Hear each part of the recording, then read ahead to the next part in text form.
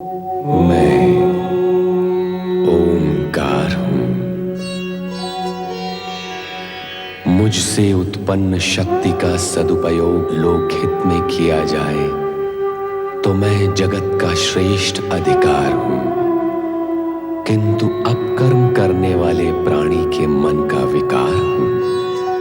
मैं ओंकार हूं।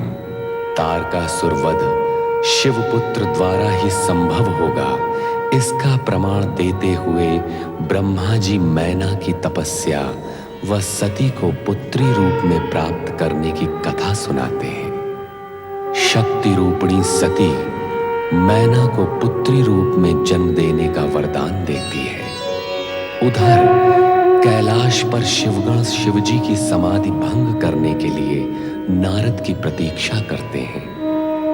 नारद प्रकट होकर शिव से सती के पुनर्जन्म की चर्चा करते हैं तो शिव मंद मंद मुस्काते हैं। कारण कि त्रिकालदर्शी और सर्वज्ञ भोलेनाथ को ज्ञात तो था ही कि हिमालय राजा के यहाँ पार्वती पुत्री के रूप में जन्म लेंगी। कहाँ हो प्रिय? सुनंदा, तुम्हारी स्वामिनी दिखाई नहीं देती, कहाँ है वो?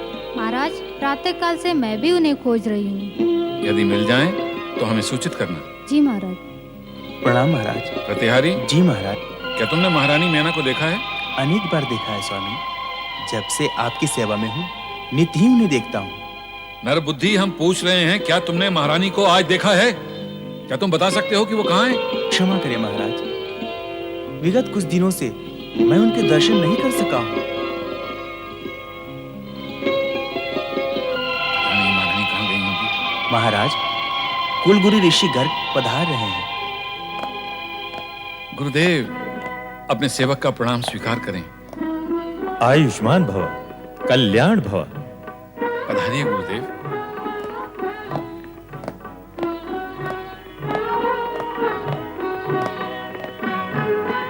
विराजिए गुरुदेव। नहीं हिमालय राज, बैठने का समय नहीं है, यज्ञ के अनुष्ठान में पहुंचना है। मैं तो केवल तुम्हें एक शुभ सूचना देने आया हूँ। कहिए ना गुरुदेव। हिमालय राज, अपनी ज्योतिष गणना के आधार पर मैं इस परिणाम पर पहुंचा हूँ कि तुम्हें शीघ्र ही पुत्र रत्न की प्राप्ति होगी। पुत्र रत्न की प्राप्ति? हाँ राजा, उस शुभ अवसर की प्रतीक्षा करो, विधाता तुम पर प्रसन्न है।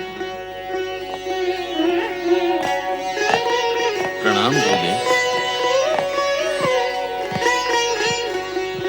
महाराज की जय हो। आओ महामंत्री। महाराज किसी गहन विचार में थे?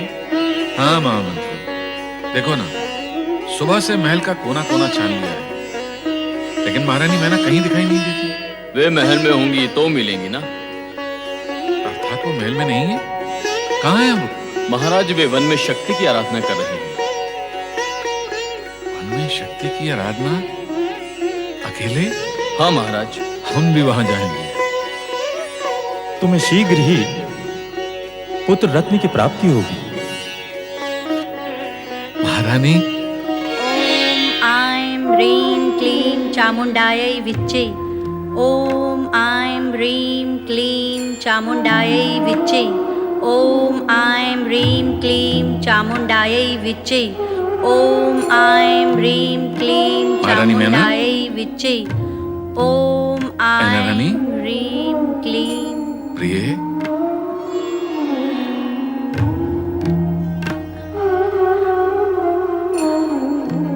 स्वामी, आप यहाँ? आश्चर्य तो मुझे होना चाहिए महारानी। मैं जिज्ञासु हूँ ये जानने के लिए कि आप यहाँ इस निर्जन वन में अकेले। हम दोनों ने साथ साथ शक्ति की आराधना का निश्चय किया था, फिर आप मुझे अकेला छोड़कर क्यों चली आईं? स्वामी, आप माँ सती के वरदान की बात भूल गए क्या? यह आराधना तो मुझे अकेले ही करनी है। मैं भूला नहीं हूँ प्रिय। तुम यहाँ सती को अपनी पुत्री के रूप में पाने के लिए आराधना कर रही हो, और वहां कुल गुरु ऋषि गर्ग ने भविष्यवाणी की है कि हमें पुत्र रत्न की प्राप्ति होगी। स्वामी, आपने तो मुझे दुविधा में डाल दिया है। दुविधा में या हर्ष में? स्वामी, मैं आपसे विनती करती हूँ कि माँ शक्ति की आराधना मुझे अकेले ही करने दीजिए। पर महारानी, हमारे कुलगुरु ऋषि गर्ग की भविष्यवाणी पर भी विचार करो, जो अटल है। उनके अनुसार हमें पुत्र। स्वामी, इस समय वो सब चर्चा ना करें, मुझे पीड़ा होती है। मैं आपसे हाथ जोड़कर प्रार्थना करती हूँ कि इस समय मुझे माँ शक्ति की आराधना करने दें।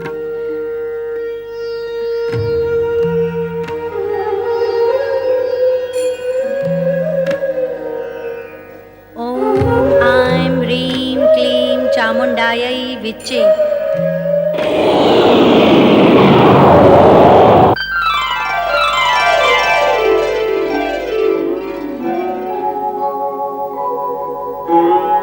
ओम नमः शिवाय।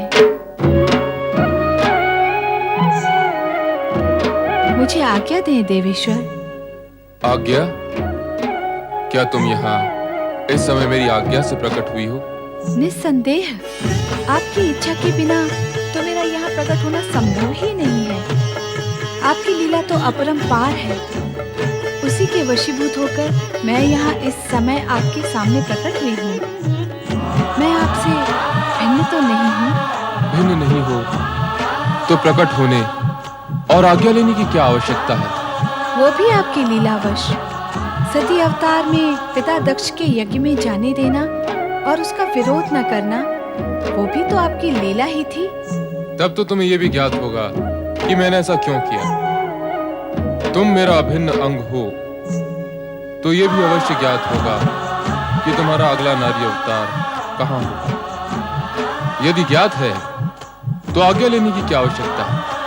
हिमाचल महारानी मैना देवी की आराधना का उत्तर देना आपकी आज्ञा के बिना कैसे संभव हो सकता है देवेश्वर? शक्ति की आराधना करने वाले साधकों को अनुकूल उत्तर देने हेतु तुम स्वतंत्र हो। मैं समझ गई देवेश्वर।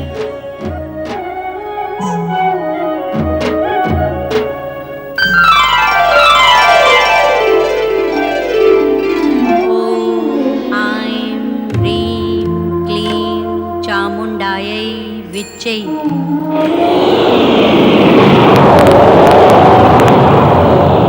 ओम ऐं ह्रीं क्लीं चामुंडायै विच्चे।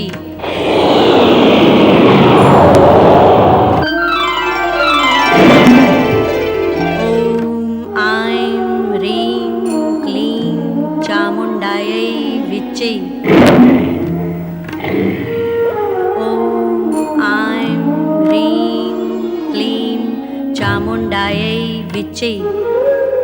ओम ऐं ह्रीं क्लीं चामुंडायै विच्चे।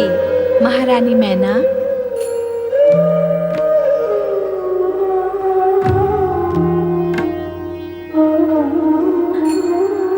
माँ जगदम्बा,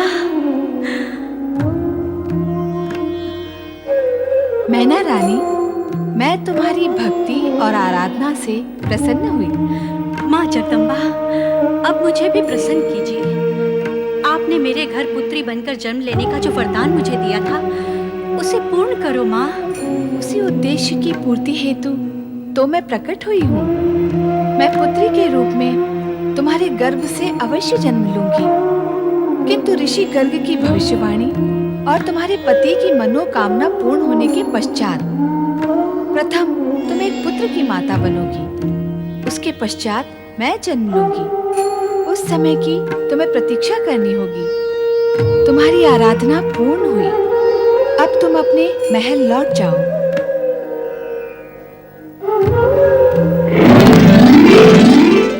गुरुदेव, आप मुस्कुरा रहे हैं और हम दुविधा में हैं।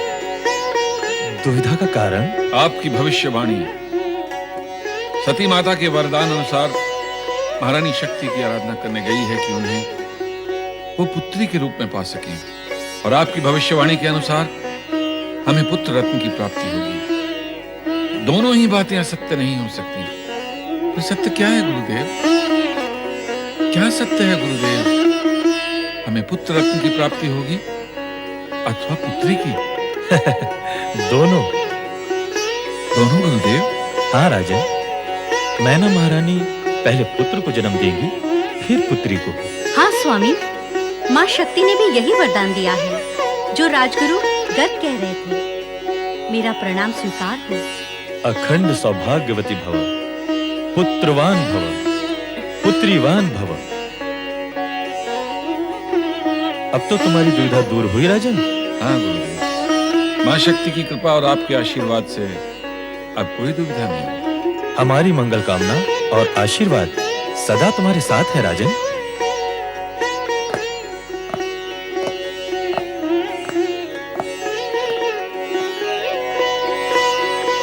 मां शक्ति की कृपा और कुल गुरु गर्ग ऋषि का आशीर्वाद प्राप्त कर महाराजा हिमाचल और महारानी मैना अत्यंत प्रसन्न थे।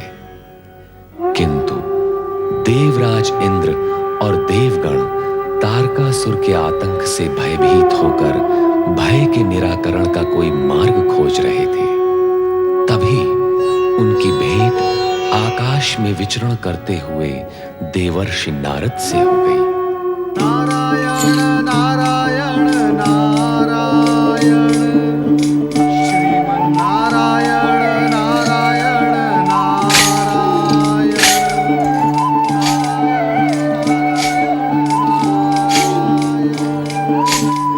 श्रीमन नारायण नारायण नारायण, नारायण नारायण। देवऋषि, आपने तो हमें भयभीति कर दिया था। भयभीत तो खोटे मन और मलिन चरित्र वाले होते हैं देवराज। आप क्यों भयभीत हो रहे हैं? हमारे दुर्दिनों में आप भी तीखे प्रहार कर रहे हैं देवर्षि। नारायण नारायण, मैं प्रहार सहता हूँ, करता नहीं। देवऋषि, कृपा करके अब हमें ये बताएं कि आप आ कहां से रहे हैं। क्या हमारे लिए कोई शुभ समाचार है? मैं तो मात्र शुभ और अशुभ समाचार का वाहक बनकर रह गया। फिर भी तुम्हारे लिए एक समाचार है। क्या समाचार है? कहे देवर्षि। महारानी, मैना रानी की शक्ति आराधना सफल हो गई है।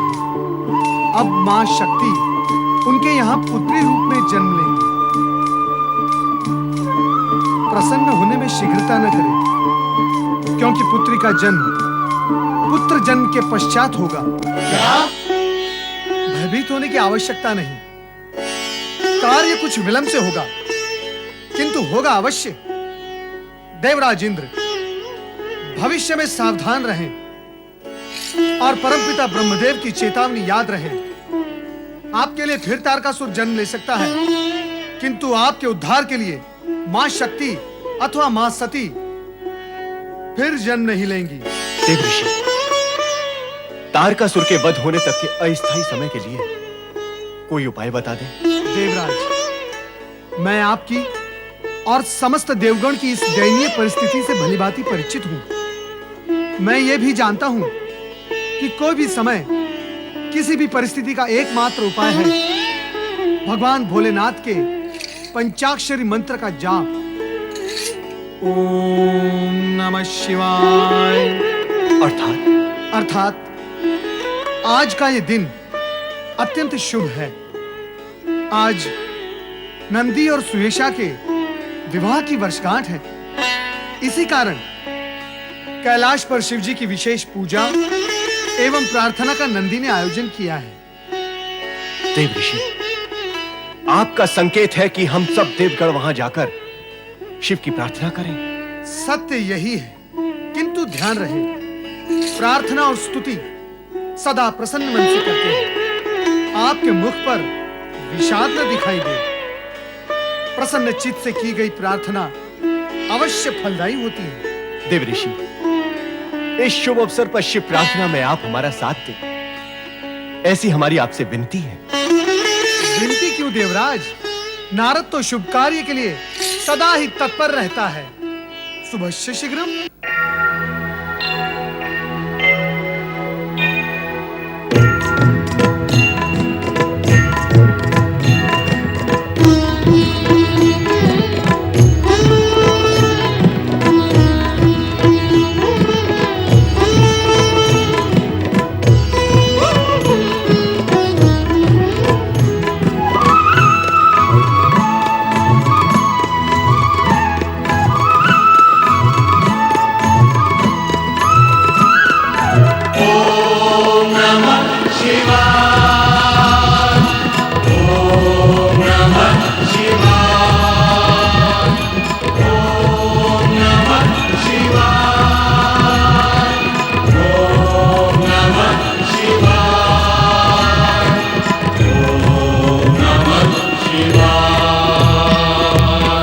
नभ जल थल में हर एक पल में दसों दिशा में भोर निशा में नभ जल थल में हर एक पल में दसों दिशा में भोर निशा में जन्म मरण में जड़ चेतन में तुम ही तुम हो समाए।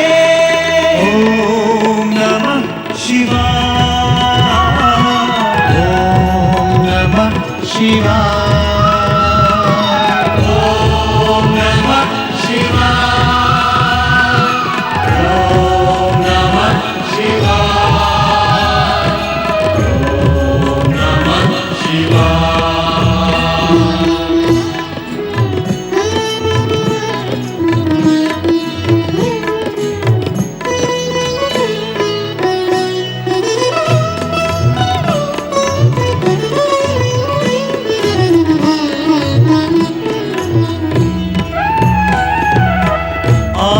अनंता तुम भयहंता कैलाशवासी हो अविनाशी।